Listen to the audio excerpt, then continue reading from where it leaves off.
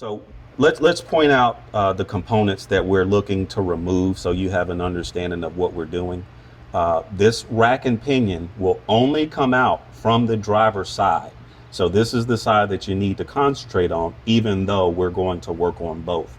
About as much as we're going to do on the passenger side is just disconnect the tie rod so that we can pull it out once we've gotten everything free. So what we're going to do is we're going to remove the caliper here, and it's with these two bolts. All right, my brother, if you will, okay, let's point it out one more time. You've got one up here, and then you've got one at the bottom right there. Those are your two retaining bolts for the caliper itself. Obviously, find you something to support the caliper so that it's just not dangling and you don't damage your brake line. So after we've removed the caliper, then we're going to disconnect the upper control arm. We're going to leave it connected to the knuckle, but we'll get to that here shortly. So we've got the bolt here, and then there's a retaining nut just on the inside there. I don't think we really need to try to finagle and show you, what that nut looks like. You're going to need either 2 wrenches or a socket and a wrench, because you're going to have to hold that one while you undo the bolt here. Okay, if we can move around, let's trade positions there. Okay, now after we've removed the caliper, we've undone our upper control arm, then we're going to move on to the knuckle, and we've got 2 nuts and bolts that retains this spindle, if you will, to the air spring. Okay, we're going to do the lower portion, undo the lower portion of the sway bar link, because we need to swing this sway bar out of the way so that we can eventually get the rack. That's our problem right there, this rack and pinion. Okay, if we can go back, then we're going to remove our lower control arm. Again, same as the upper control arm, bolt and the nut. Okay, then we're going to undo our tie rod. So there's your nut there. Okay, we're going to undo that, and as I'm doing it, we'll get some shots out, but this is a brand new tie rod. So if your tie rod is old, if you have a tie rod puller, that's great. If you've got the sort of that tuning fork that goes up as a ramp by knocking it out. But if you got new tie rods, I've got an old nut. I'm going to put that on so that I can bang it out and not damage my threads, because I don't want to buy new tie rods again, right? And I'm sorry. We also need to remove, this is our ride height sensor. And as you can see, the actual rod is plastic. This is a bit of rubber. I actually need new ones, but we're not discussing that right now. However, this is sold as an assembly, and even the rods themselves, you can purchase them, but I've seen them at about $100, for a set. And I don't plan on buying them right now. So if you don't want to damage your ride height sensor, you've got one screw, disconnect it and swing it out of the way. You can kind of secure the wire up on your subframe there, and this sensor, it comes off, so it's going to be out of the way, but we don't want to damage that. I'll talk through a few more things, because when I actually get to the rack and pinion, because obviously this is going to require an alignment. You're going to have to get an alignment after you've pulled this rack and pinion. I'm going to do some measuring. I'm not sure exactly, how my brother's going to, edit this, but we're going to do some measuring on the old rack. That's going to be for tomorrow. We're not showing that. We're just showing the breakdown of how to get this thing out of here.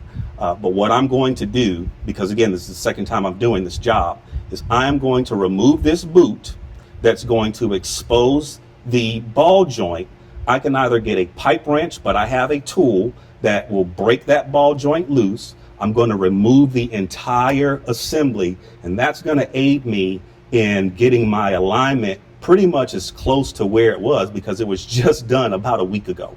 All right, and we're going to remove that on this side. We're going to remove it on the other side. We'll remove some other things that are connected to the rack and pinion, and we'll pull it. But we're going to go. We will also need to remove the wheel speed sensor, which is an Allen bolt, because again, we don't want to damage that as well.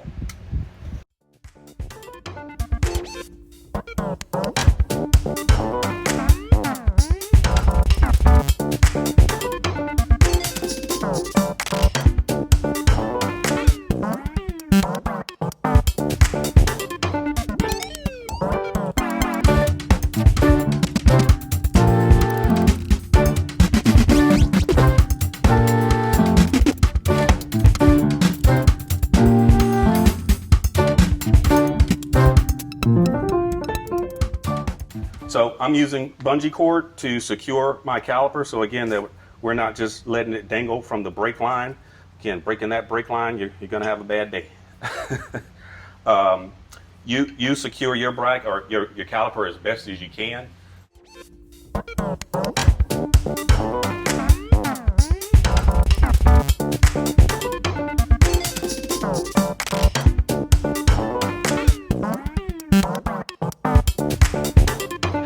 Remove the nuts from the bolts. However, do not remove the bolts yet. Let these be the last two bolts that you take out. We need to undo the rest of the suspension items, and the nut or the spindle is going to come off with the control arms, and it's heavy.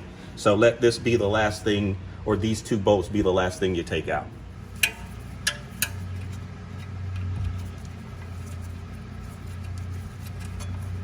All I'm doing now is just taking out the Allen bolt, or the Allen screw for the wheel speed sensor.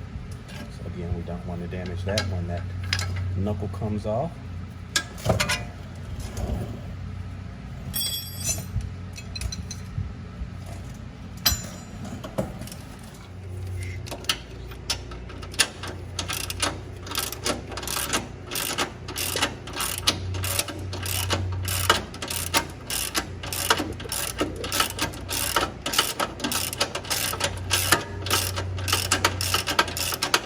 There we go.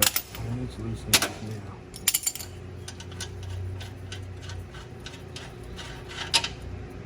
Here's one nut. And we will simply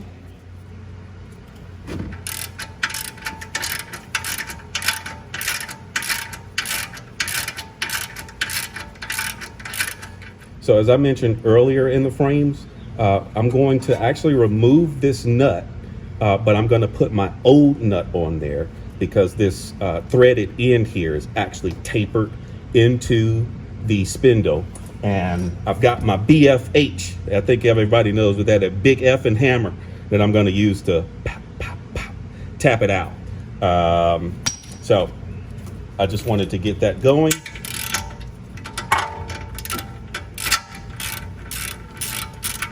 All right, that's loose enough. Now I'm going to move on. I'm not going to take it off yet. I need to go get my old nut. I'm going to remove the lower portion of the sway bar link. So how much would a job like this actually cost you at a dealership or from a third-party mechanic? Okay, well, let's just kind of talk at the dealership level because, I mean, you know, that's part of my profession. I work on the corporate side of automotive and power sports for service and warranty. But if we just spoke from the dealership, and what we mean by that is the franchise dealer, like your Land Rover, your Ford, you know, your brand new car sales. So if I'm not mistaken, I believe, because we have to talk the part first and then the labor. The part alone for a new rack and pinion is about $4,600, roughly speaking. A remanufactured one from Range Rover or Land Rover, I think is somewhere in about the $2,700 range, maybe $2,000. But you're for a brand new rack and pinion, you know, and the job itself, you're probably looking at, you know, $6,000-7,000.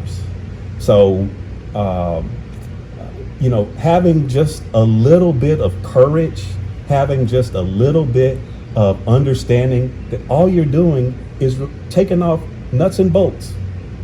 If you have the confidence and the memory to remove some bolts, understand where they go back, work safely, highly, highly number one on, you know, on that list, work safely. But if you can turn some bolts, you can do your own work. And I'm not trying to dissuade anyone from going to, you know, the franchise dealer or an independent mechanic. But it's not hard. It's not hard. Turn some wrenches. For me, it's a stress reliever. Okay, so for the sway bar link, you're going to need a you know, open-ended wrench, because there is a backside to the threaded. There we go. And I think my brother can actually capture that. He does it. You'll see this when you get underneath the car. So you need to hold it on one side so that it doesn't spin, and then you will be able to break the nut off like so.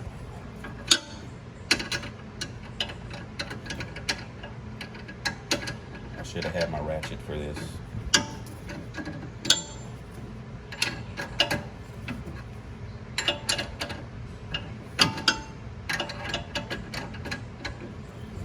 And don't be afraid, when you take this sway bar off, nothing's going to fall because it's still connected on the other side.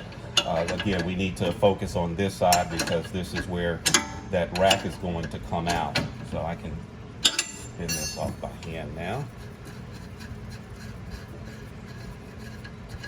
Okay, there's our nut.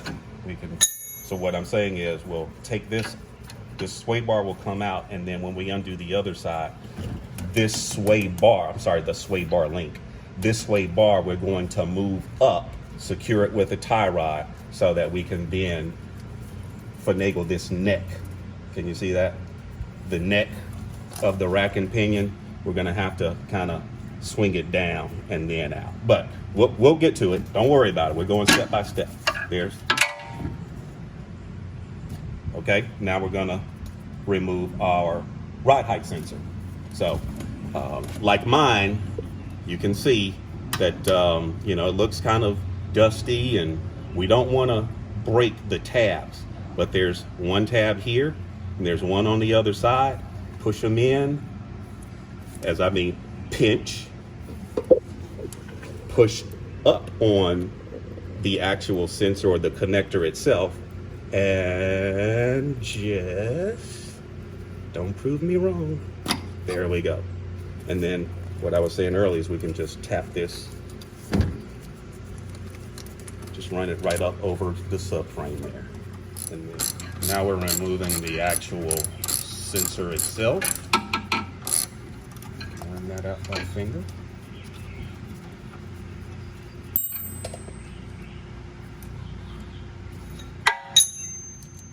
I will find it in a minute here. I don't need the extension for there.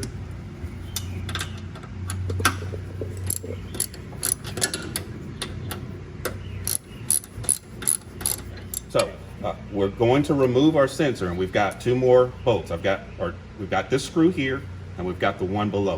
We'll get to that one in a second. But what I want to point out is the orientation of the sensor itself. It's on the outside. When we take this off, I'll actually go through the motions right now.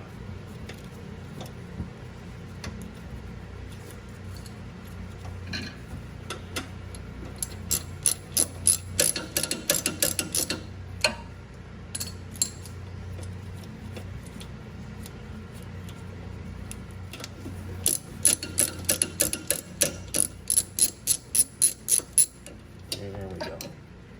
Now, the point I'm making is when we go and put this back, you see how it can shift there? It goes this way, not that way. You will mess up the height of your truck, and then you'll start throwing all sorts of lights up in the dash. So when it goes back together, it goes out. moving on. All right, now we're going to remove the lower portion of where the bar is connected to the lower control arm. So just like the sway bar link, we need to get behind with a box wrench, which is a 10 millimeter, and so that it doesn't spin, and then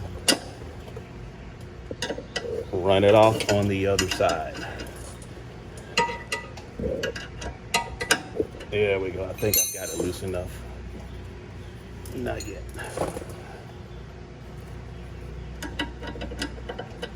And let me add, when I did this the first time, it's the first time I'd ever done this job. And the way I calculated, because we're shooting the video for your purpose. Now that I've done this job, you know, for the second time, if we weren't shooting this video, I think I could have had this job done probably in about, you know, a little over 2 hours. And there's our sensor. So what have we removed? We've got our sway bar link.